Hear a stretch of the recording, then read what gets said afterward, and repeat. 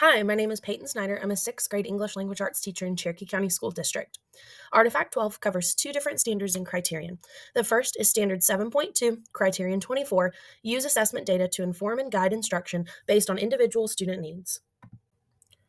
In Cherokee County School District, all English Language Arts teachers are required to use the county created curriculum called RCD. Within RCD, we are required to give students a pre and post assessment through Canvas, which is our learning management system. Here is an example of data received from a unit pre assessment through Canva.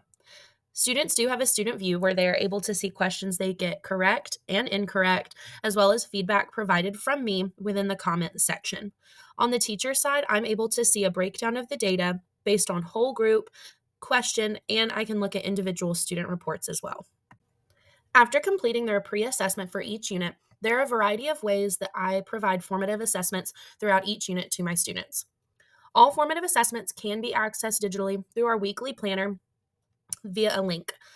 I use a variety of tools. Specifically, we use Canvas, the learning management system, because within Canvas, there are tools within assignments that you can use for formative assessments. Specifically, one of my favorites is the student annotation tool. It takes a traditional paper pencil worksheet, task cards, whatever the assignment may be. You can upload it to the learning management system, and it creates a way for students to annotate directly onto the document.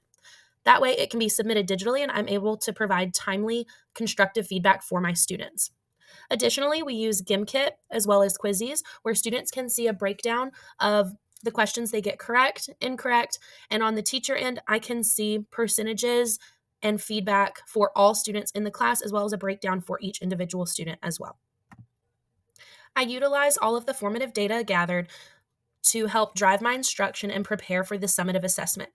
Again, it is district mandated that I provide a summative assessment via our learning management system, Canvas, within its quiz feature. On the left, you can see a video of what a traditional Canvas quiz summative assessment looks like. On the right-hand side, you can see a breakdown for the teacher view of what the data we receive looks like. It can be broken down by question as well as per student as well. Specifically for Unit 3, which is what we were just looking at, there were some changes I made to my instruction moving forward that helped based on the data that was gathered. I learned that I needed to add additional audio and video resources. I felt like based on the information received, I did not provide enough additional review and resources for students to look at when they're not in class or if they're working on an assignment at home and didn't have their notebook with them. I also noted that adding some more real world examples or modeling would be beneficial to students because their summative assessments are very real world focused, and I feel like there was a lack of connection in that way. I also need to pay specific attention to vocabulary, not just academic vocabulary, but overall vocabulary for their grade level because I noticed there were lots of questions in the assignments formatively and the summative assessment that students did not know and they needed to know in order to answer the question accurately. I also would like to provide more graphic organizers for students to take notes in versus just the closed notes that I do traditionally. I feel like having them annotate and write down more information or type out information if needed would be more beneficial for this unit overall. Artifact 12 also covers Standard 7.3, Criterion 25, provide opportunities for students to reflect on their own learning data. In nearly every formative and summative assessment that we complete in class, I ensure that students have a way to access their personal data in order to reflect on their learning. They're able to see misconceptions, missed questions, things they got correct, and analyze that to improve next time. What you see on the screen is a quizzes report. You can also, as a teacher, share or email to parents so that they're also aware of the strengths and weaknesses of their student prior to a summative assessment.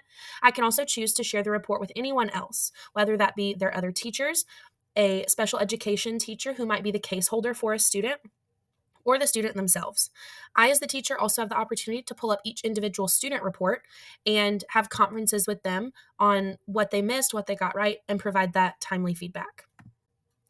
In nearly every formative and summative assessment that we complete in class, I ensure that students have a way to access their personal data in order to reflect on their learning. They're able to see misconceptions, missed questions, things they got correct, and analyze that to improve next time.